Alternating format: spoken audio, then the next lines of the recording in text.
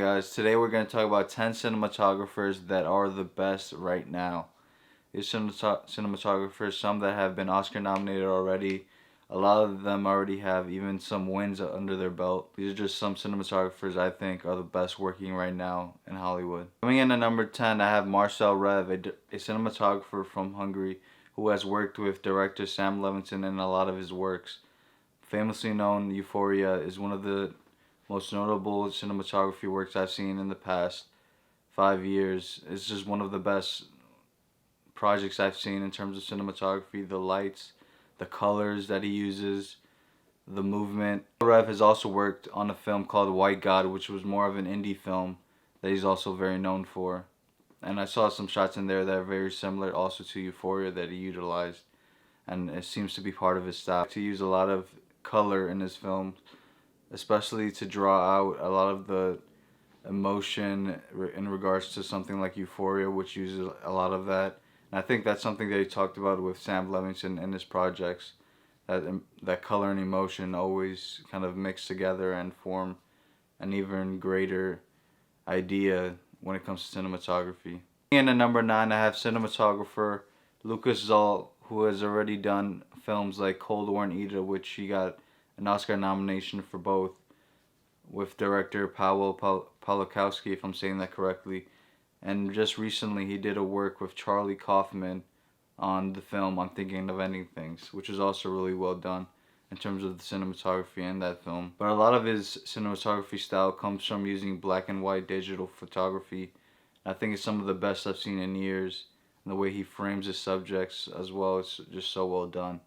Coming in at number 8, I have Bradford Young, who already has one Oscar nomination for a film of Arrival directed by Denis Villeneuve just recently in 2016. But he's also worked on a lot of projects with Ava DuVernay on works like Selma and the limited series on Netflix When They See Us.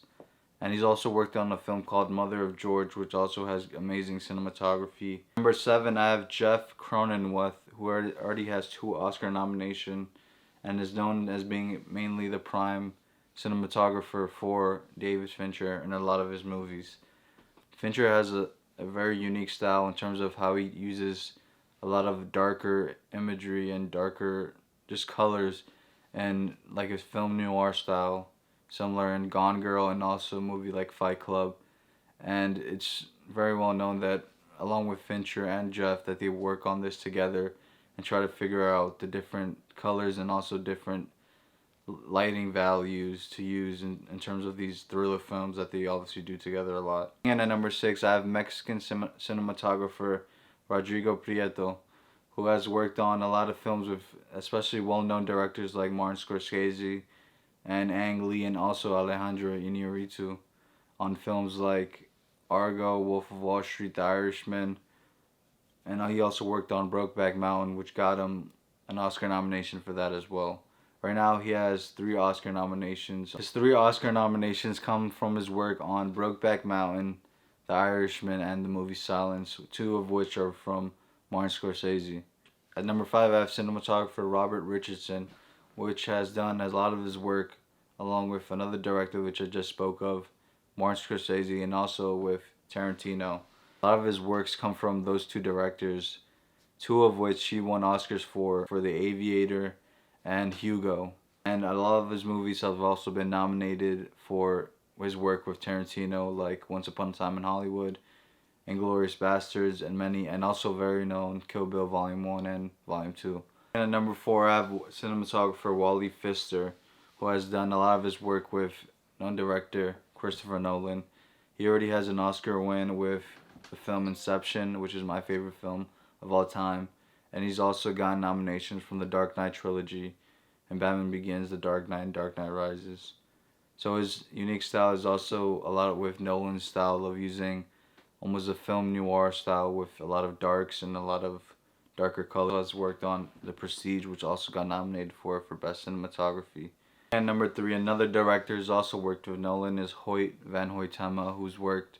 Oscar nomination came with another Christopher Nolan movie known as Dunkirk, but he's also worked on a lot of his other films such as Tenet recently and also Interstellar.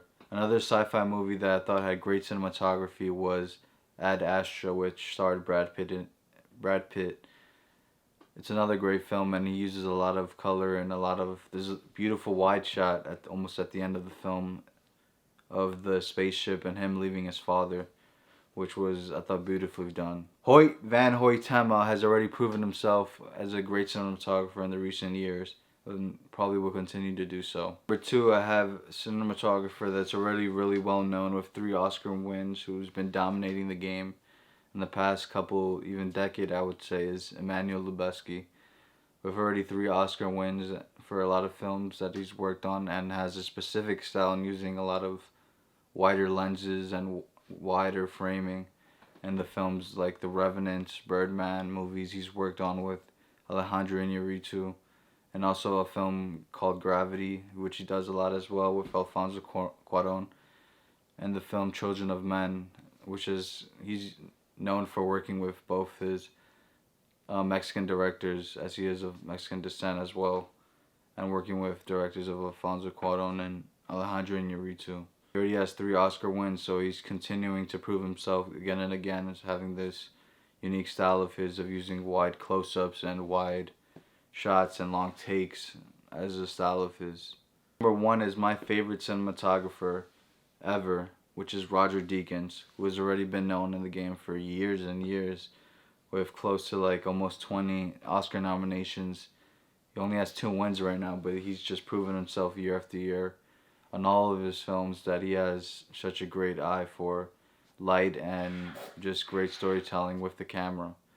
On films he's recently worked on, he's worked on Denis Villeneuve's films recently, like Blade Runner 2049, and he's also worked on Sicario as well, which has great cinematography.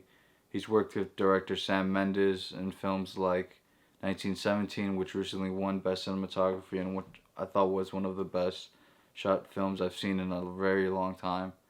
And again, he's also worked with the Coen brothers on films like No Country for Old Men, and also even older works. He continues to prove his diversity and willing to work with different filmmakers and different types of styles. It all depends on the script and what type of movie he wants to make and work on.